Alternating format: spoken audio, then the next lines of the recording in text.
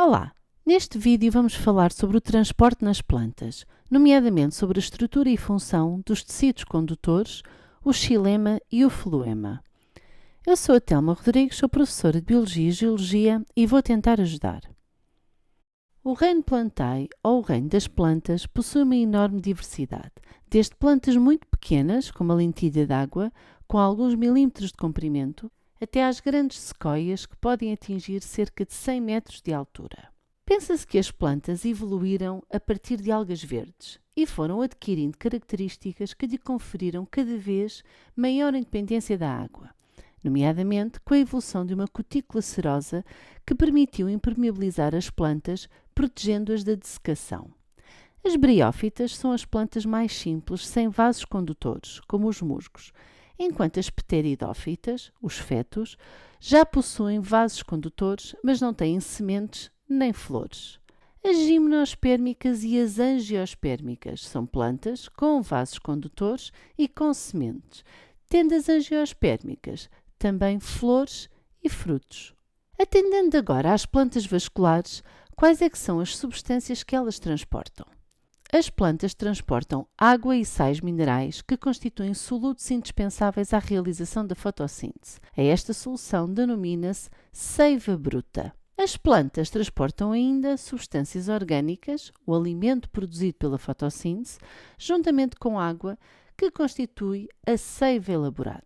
Podemos dizer que a seiva bruta ainda não sofreu transformação, daí a designação bruta, e a seiva elaborada já foi transformada, já possui os açúcares provenientes da fotossíntese. O tecido especializado no transporte da seiva bruta denomina-se xilema e o tecido especializado no transporte da seiva elaborada denomina-se floema. A este transporte, ao movimento destas substâncias através do xilema e floema, dá-se o nome de translocação.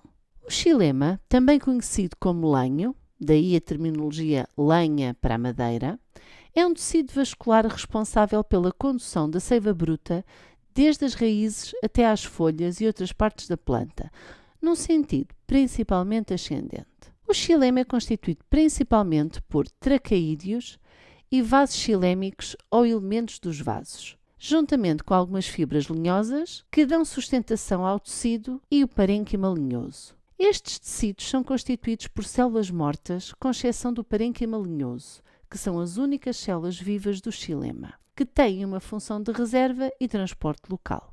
Os vasos xilémicos são células cilíndricas, dispostas topo a topo, formando tubos contínuos sem paredes transversais.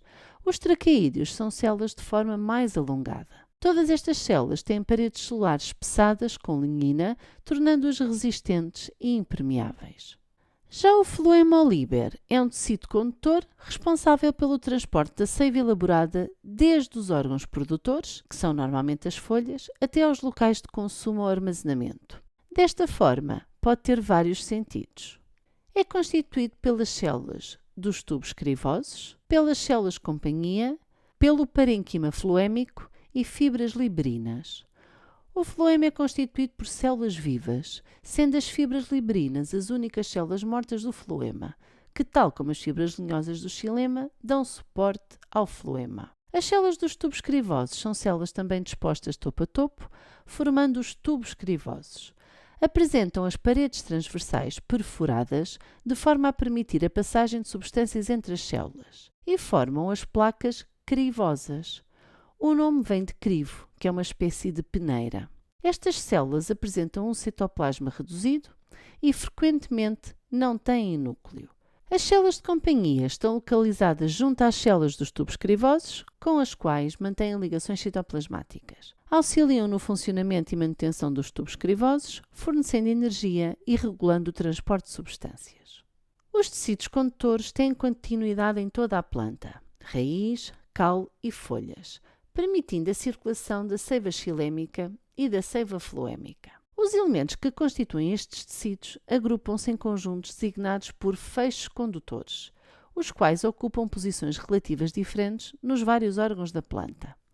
A localização dos tecidos condutores em raízes, caules e folhas depende do facto da planta ser mono ou dicotiledónea e pode ser feita utilizando preparações definitivas ou temporárias.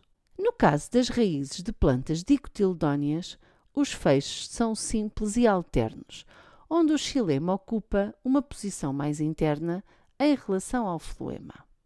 Já nos caules de dicotiledóneas, os feixes são duplos, colaterais e dispostos em anel. O xilema ocupa uma posição interna em relação ao floema. Nas folhas de plantas dicotiledóneas, os feixes também são duplos e colaterais, havendo um feixe central de maiores dimensões. O xilema encontra-se virado para a página superior da folha e o floema para baixo. O mesófilo foliar é assimétrico, em paliçada na página superior e lacunoso na página inferior. Ficou percebido? Espero que sim.